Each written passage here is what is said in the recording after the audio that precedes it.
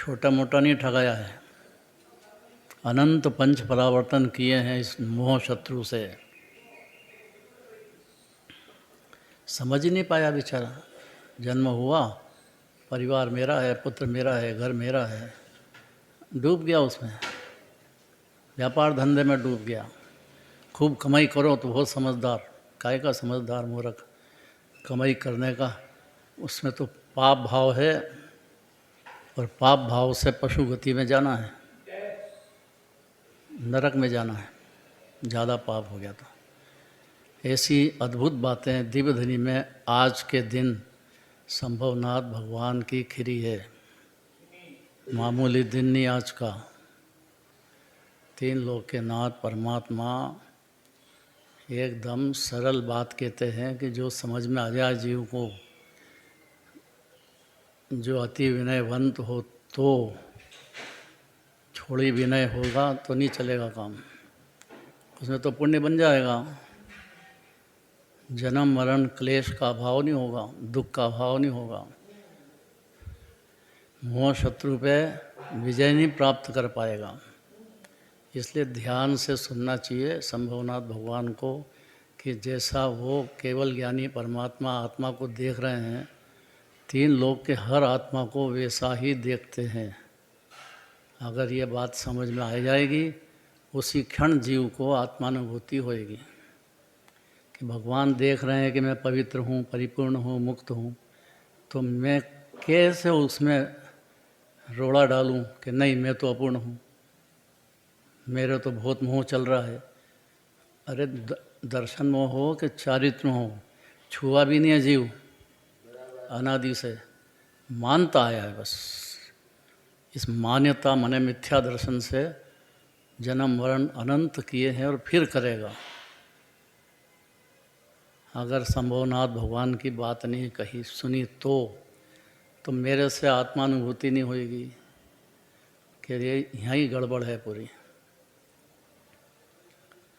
उसका कारण ये है कि पुण्य भाव में धर्म मान बैठा है जीवन, है नहीं और मान लिया, तो भगवान के जुम्मे करके घर जाओ, मेरे को टाइम नहीं है, बहुत काम है मेरे को। इस मूर्खता की वजह से, अनादि की है ये, आज की नहीं है, मनुष्य पर्याय हार जाता है, फिर नरक पशु गति जाएगा, पाप भाव ज़्यादा है तो। और पुण्य भाव कभी हो गया, थोड़ा दिल से हो गया, तो भगवान की वास्तविक विनय से पुण्य भाव बन गया हो तो स्वर्ग में जाके रुलेगा। रुलना तो फिर है, फिर वहाँ से एक इंद्रिय दो इंद्रिय में आएगा। अगर ये बात समझ में आती है तो बिल्कुल सरल है, असंभव नहीं है कि जीव अपने को आत्मा मान ले। असंभव नहीं है, संभव है हर जीव के लिए, हर संगी पंचेंद्रिय के लिए। ऐसे संभवनाथ भगवान आज दिव्य धनी में तीन लोक के सब जीवों से कहते हैं। तीन लोक के नाथ है ना, गंधर्व देव हाथ जोड़ के सुनते हैं ये बातें। और कैसा है आत्मा, और कैसा है आत्मा। ये जो 47 शक्ति कही है ये तो बिंदु कही है, ऐसी तो अनंत अनंत शक्तियाँ हैं। और जो परिणति में जीव के सम्यक दर्शन होता है उसमें अनंत शक्तियों का रस पर्याय में बरसना चालू हो जाता है। खाली आत्मा मानना अपने को इतनी देर है बस, आत्मा को पहचानना है।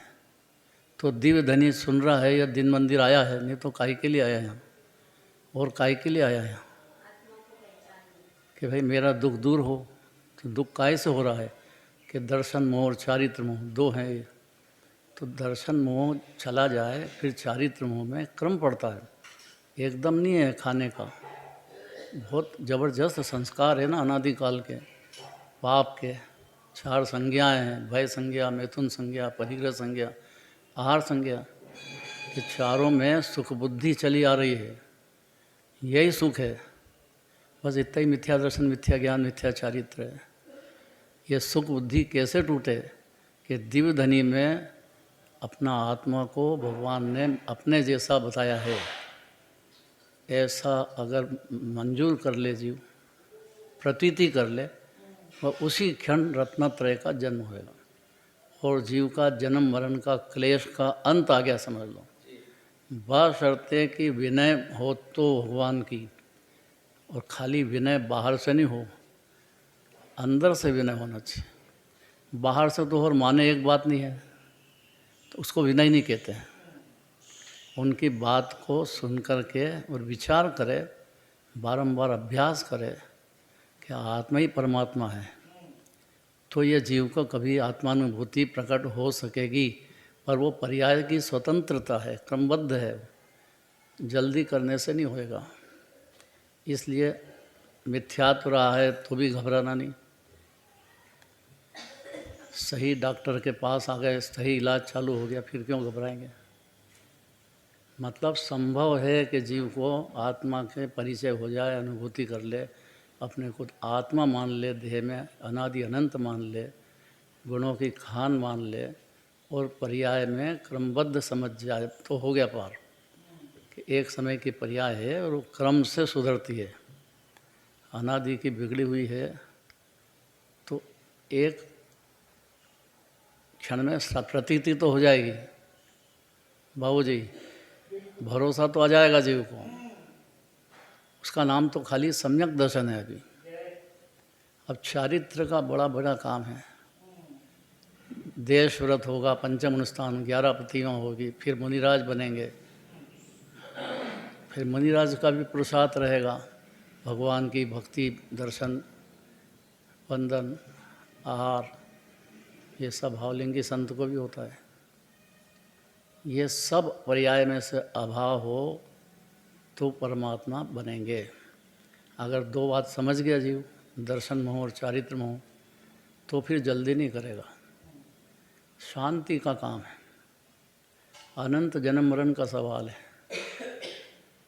और अत्यंत विनयवंत होगा वो ये बात को सुन करके समझने की मेहनत करेगा। हाँ भरेगा, ना नहीं करेगा कि नहीं नहीं मेरे से नहीं होता है, मैं सब दुनिया भर का काम कर लो लेकिन आत्मा का अनुभव मेरे से नहीं होएगा, मैं अपने को आत्मा नहीं मानूंगा बस। अब ये कैसा जिद है। इस जिद की वजह से ही 84 लाख योनि भटक रहा है और फिर भटकेगा। ये जिद छोड़ना चाहिए। संभवनाथ भगवान का ज्ञान कल्याणक, केवल ज्ञान में जो भगवान कहते हैं, जैसा उनका आत्मा वैसा अपना आत्मा बताते हैं, और अनंत गुणों का इससे ऊंचा 3 लोक 3 काल में कोई पदार्थ ही नहीं है। सब जड़ है या आश्रव है कौन, और पर्याय का आश्रव, संयोग का शरीर। इससे ही तो भेद ज्ञान चाह रही जिन्होंने, इससे भेद ज्ञान हुआ कि असंभव संभव हुआ, और संभवनाथ भगवान का केवल ज्ञान कल्याणक में आज के दिन उनकी वाणी सुनी, वो भवसागर से पार होने के लायक बन गया। जय बोलो महावीर भगवान की।